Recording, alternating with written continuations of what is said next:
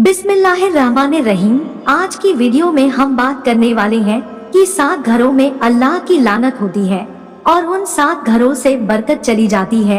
तो वो 7 घर कौन से हैं, हम आपको बताने वाले हैं, तो वीडियो को पूरा जरूर देखें।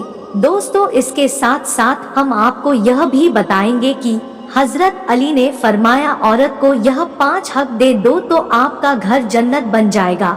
साथ ही साथ अल्लाह ने सांप को क्यों पैदा फरमाया, यह काटने और मारने वाला सांप अल्लाह ने क्यों पैदा फरमाया। यह वीडियो बहुत ही प्यारी वीडियो होने वाली है, तो इस वीडियो को पूरा जरूर देखें। वीडियो शुरू करने से पहले आप हमारे चैनल पर नए आए हैं तो चैनल को सब्सक्राइब जरूर कर ले। तो चलिए वीडियो शुरू करते हैं। नंबर 1, रात को खाने के बर्तन साफ ना करना। दोस्तों, घरों में अक्सर यह बात ध्यान नहीं दी जाती है कि रात के जो बर्तन होते हैं वो ऐसे ही बिना धोए रख दिए जाते हैं और कहते हैं कि सुबह को धो लेंगे। हालांकि ऐसा करने से घर की बरकत चली जाती है और अल्लाह की लानत होती है। नंबर 2, जनाबत की हालत में खाना खाने से। दोस्तों, नापाकी की हालत में खाना खाना ठीक नहीं है। नापाकी की हालत में उस वक्त खा सकते हैं जब शहरी का वक्त खत्म होने वाला हो। जिन घरों में लोग नापाकी की हालत में खाना खाते हैं तो ऐसे घरों में भी बरकत नहीं होती है। नंबर 3, वालिदैन का अदब ना करने से। दोस्तों, जिस घर में वालिदैन से बदतमीजी की जाती है तो ऐसे घरों में भी अल्लाह की लानत होती है और ऐसे घरों में बरकत नहीं होती। नंबर 4, खड़े होकर पेशाब करने से। दोस्तों, जो लोग खड़े होकर पेशाब करते हैं उनके घर से बरकत चली जाती है, तंगदस्ती आ जाती है, इसीलिए खड़े होकर पेशाब नहीं करना चाहिए। नंबर 5, घर के जालों को साफ नहीं करने से। दोस्तों, घर के जाले साफ ना करना तो यह भी तंगदस्ती की अलामत है। बाज लोग मकड़ी वगैरह के जाले इसलिए साफ नहीं करते हैं, कहते हैं कि मकड़ी को नहीं मारना चाहिए, तो ऐसा कुछ नहीं है। मकड़ी को मार सकते हैं और उसके जानों को साफ करना चाहिए। नंबर 6, फजर की नमाज पढ़कर फौरन सो जाने से। दोस्तों, जो लोग फजर की नमाज पढ़कर सो जाते हैं तो उनके घर में भी बरकत नहीं होती। अब आप जरा खुद सोचें, फजर की नमाज पढ़कर सो जाने से बरकत खत्म होती है। जो लोग नमाज ही नहीं पढ़ते तो उनके घर में भला खैरो बरकत कैसे होती होगी। तो फजर की नमाज जरूर पढ़ना चाहिए। फजर ही क्या, 5 वक्त की नमाज की पाबंदी जरूर करना चाहिए। नंबर 7, 40 दिन से ज्यादा जेरे नाफ के बाल साफ ना करने से। दोस्तों, गैर जरूरी बाल और नाखून को निकालना चाहिए। अगर यह नहीं किया तो इससे भी घर में तंगदस्ती आ सकती है।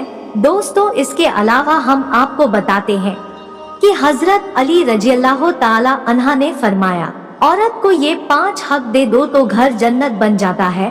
तो वो 5 हक कौन से हैं?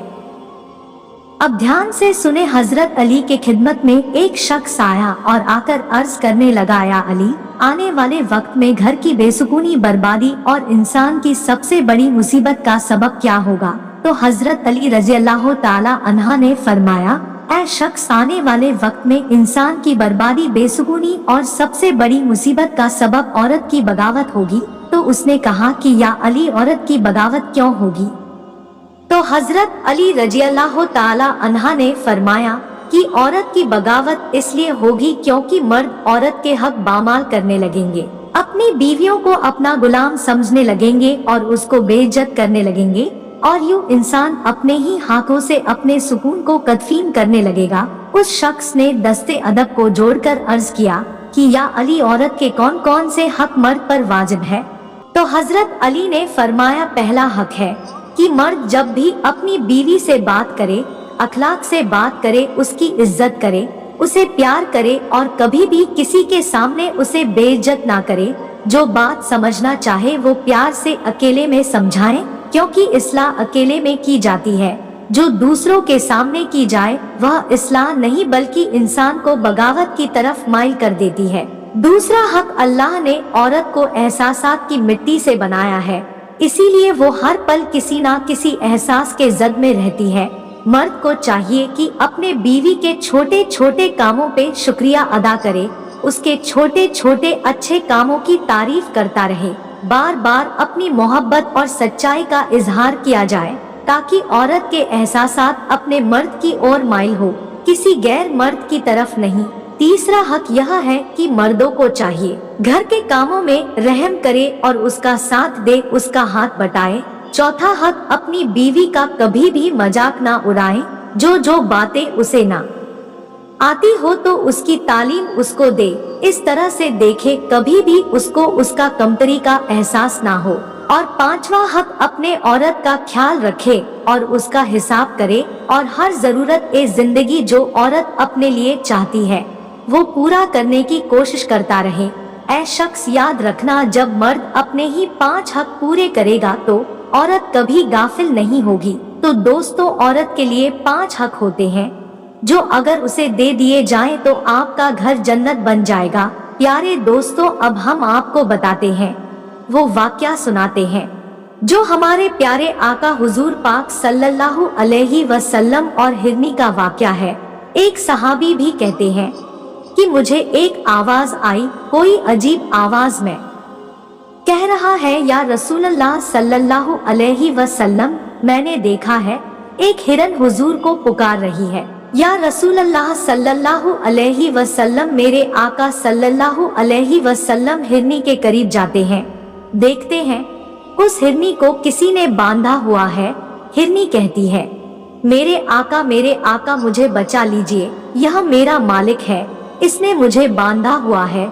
मेरे 2 छोटे छोटे बच्चे हैं, वो भूखे हैं, प्यासे हैं, उस पहाड़ी के पीछे हैं।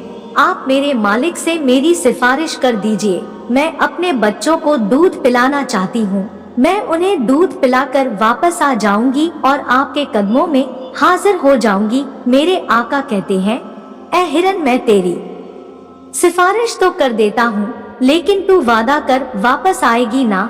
हिरन कहती है, अरे मेरे आका, वादा करूँ कौनाइन के वाली से और वफा ना करूँ, ऐसा नहीं होगा, आपसे वादा है वापस आ जाऊंगी। वो हिरन पहाड़ी की तरफ जाती है। मेरे आका हिरन का इंतजार कर रहे हैं। अरे क्यों कर रहे हैं? क्योंकि मेरे आका हिरन के लिए भी रहमत है और उसके मालिक के लिए भी रहमत है। हिरन जाती है और वापस आती है और अपनी दोनों टांगे हुजूर के कदमों में रखती है और कहती है, या रसूल अल्लाह सल्लल्लाहु अलैहि वसल्लम, मैं आपकी गुलाम हूँ, आपसे वापस आने का वादा किया था, लो मैं आपकी गुलाम हूँ।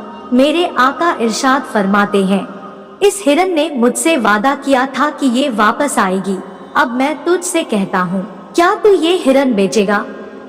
उस हिरन के मालिक ने कहा, या रसूल अल्लाह सल्लल्लाहु अलैहि वसल्लम, हम आपके, हमारी जान आपकी, हमारा माल आपका, हमारा सब कुछ आपका, आप इसे ले जाइए। मेरे आका ने इरशाद फरमाया, तूने मुझे यह हिरनी दे दी, तूने यह हिरनी मुझे हिबा कर दी, तो ए हिरानी जा, अब तू आजाद है।